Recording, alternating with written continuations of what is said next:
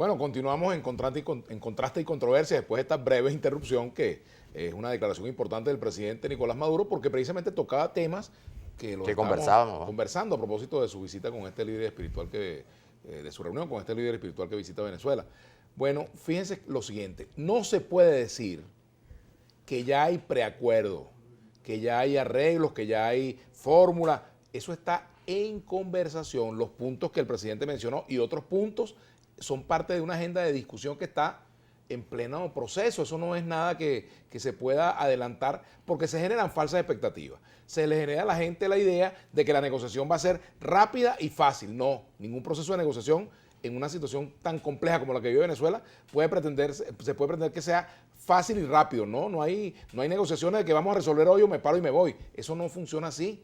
Claro, tampoco es que va a ser para cuando, digamos, los negociadores estén barbudos allá en Barbados. No, se trata de una negociación que tiene sus costos para el gobierno, tiene sus costos para la oposición, tiene sus ventajas y tiene sus desventajas. Cada quien estará pensando en las concesiones que debe hacerse. Allí, por ejemplo, el gobierno tendrá que ver la conveniencia o no de aceptar el llamado de elecciones que está haciendo la oposición. La oposición está viendo la conveniencia o no de ver las condiciones que pide el gobierno, por ejemplo, que levante las sanciones. Todos esos son temas que están en el proceso de negociación. Y además está la situación del país, que me imagino yo tiene que ver con la situación social y económica que plantea el gobierno. Y esos son puntos importantes porque son los que tocan la vida del ciudadano común. Así que bueno, yo creo que no se debe generar falsas expectativas porque por la vía de generar falsas expectativas se tirotea el proceso de diálogo y de negociación. Y yo creo que nosotros tenemos que darle calor a ese proceso, porque si se fracasa en ese intento, ¿qué es lo que viene? Viene una situación posible de escenarios que no nos van a dar estabilidad, sino todo lo contrario. Es mi opinión. Bueno, tú sabes que también decía, pues, el presidente Maduro hablaba de la Bachelet y que escribió una carta que se da a conocer, ¿no? Porque al comienzo hablábamos de las repercusiones que ha tenido este informe, ¿no? Porque inicialmente yo no sé por qué, quizás porque, bueno, su tradición política, su militancia en el socialismo democrático chileno, bueno, la gente dijo, la señora Bachelet va a hacer un informe parcializado. Y resulta que ella no hace ese informe.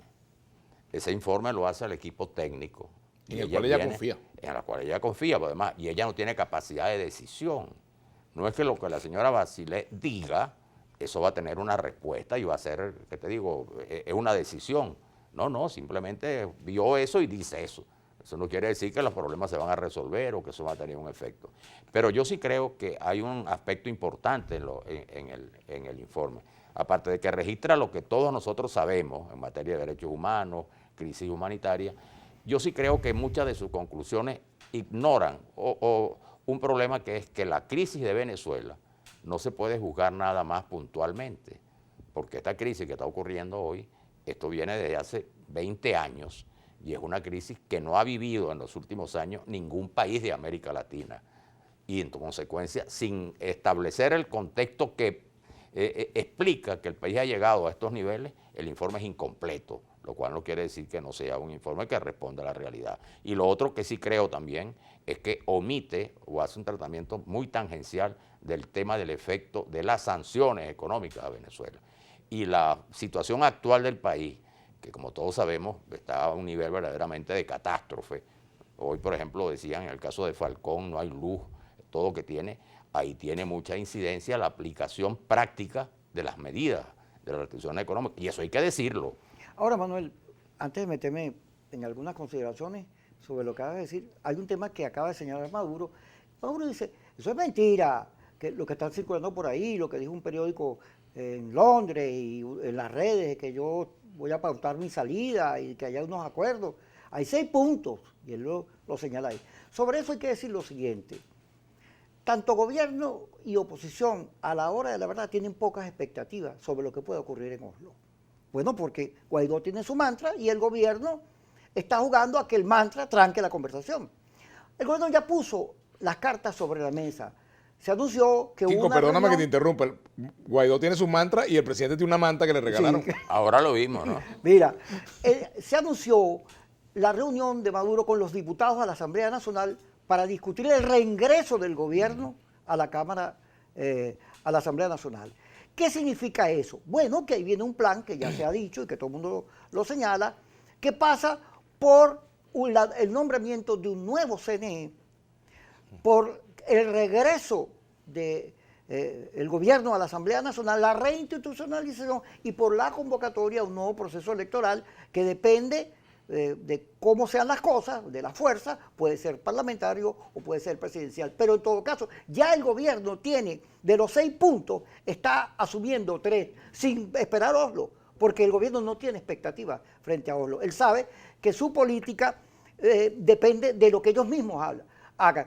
¿Qué pasa si en enero, fíjate, qué pasa si en enero el G4 decide reelegir a Guaidó e incumplir el acuerdo? Las minorías que les toca a la presidencia de la Asamblea Nacional pudieran aliarse con el gobierno y entre los 50 y pico votos que tiene el Ejecutivo y los que son las minorías podrían lograr una nueva mayoría al generar una realidad distinta. Todo eso está en el escenario porque el gobierno no tiene expectativas en Oslo. Lo lamentable es que la oposición tampoco las tenga cuando debería, porque la única salida real que aparece en el plano después de tanta amenaza y tanta intervención y tanto tear, pero que son amenazas que al final no parecieran estar sustentadas en la realidad, es que la negociación avance.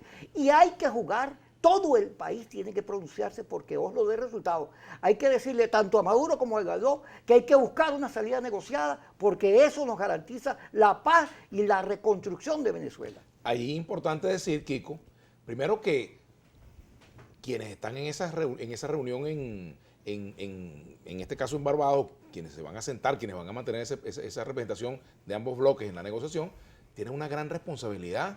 Pero quienes dirigen a esos voceros deben comportarse como estadistas, pensar en el país, pensar en el interés nacional en lugar del interés parcelado. Ahora, fíjate, con el tema del informe de Michelle Bachelet, aquí hay una extraña coincidencia. El extremismo tirotea y descalifica el informe de Michelle Bachelet y desde el gobierno hacen lo que les corresponde hacer, que es lo mismo. Entonces hay una coincidencia.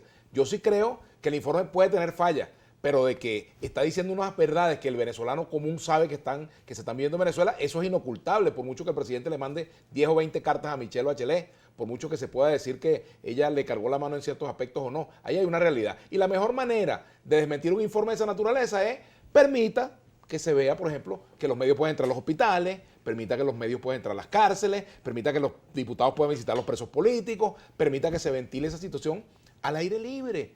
Por ejemplo, hay una situación con el caso de este oficial asesinado producto de las torturas. Bueno, entiendo que su cadáver hasta que yo tenga conocimiento no habían entregado el cadáver. ¿Cómo es eso?